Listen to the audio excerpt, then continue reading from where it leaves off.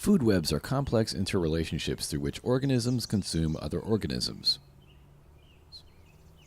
Interrelationships are the ways in which two or more things are related to other things. In the case of food webs, these interrelationships are between living organisms.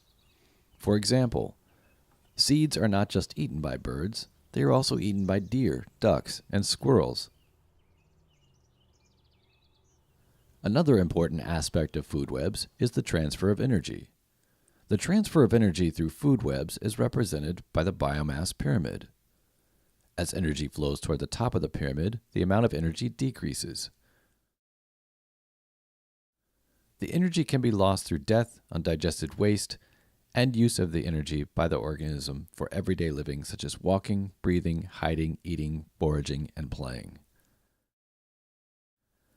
The bottom of the pyramid, the largest part of the pyramid, also called the first trophic level, is made up of producers. Producers are organisms which make their own food. An organism that can create its own food is also called an autotroph. Autotrophs get energy to make food from the sun and nutrients in the soil. The celery bog is home to a diverse array of producers. This mulberry tree is a producer. The tree needs sunlight and nutrients in order to grow and produce leaves and berries. Birds, squirrels, deer, and several other organisms enjoy parts of this tree for food. Shrubs, flowering plants, and moss are also producers. Near the water's edge, there is a diversity of plant life. The next level of the biomass pyramid is called the second trophic level. In this level are the primary consumers, which are also called herbivores. Herbivores are animals that only eat plants. There are several types of primary consumers in the celery bog, including deer. Deer eat many different kinds of organisms from the first trophic level, including berries, twigs, grass, and nuts.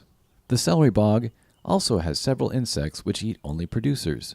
Perhaps an insect ate these leaves.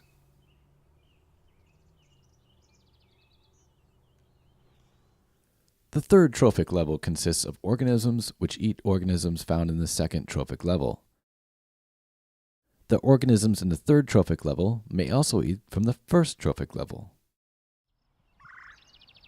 If the organism eats from both the first and second trophic levels, they are called omnivores, meaning they eat both plants and animals.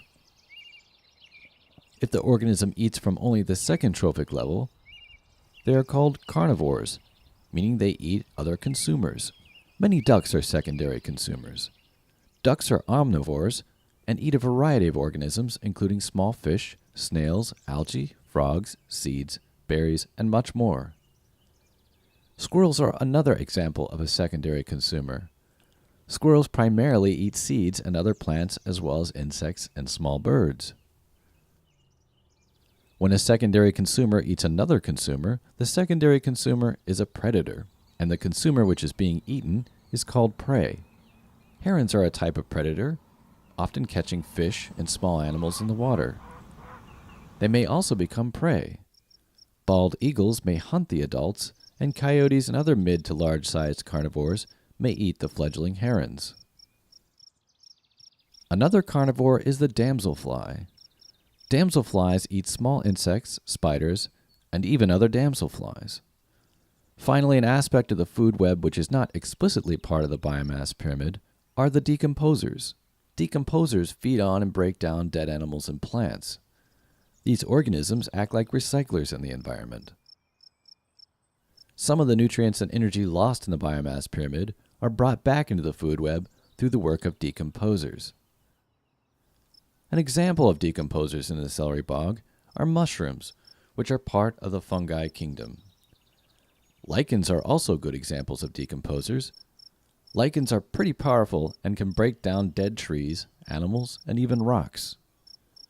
And although decomposers are not necessarily part of the biomass pyramid, they are a crucial part of the food web. Biomass pyramids explain how energy is transferred through food webs. The celery bog is full of organisms, making up one of the many interesting food webs found in Indiana.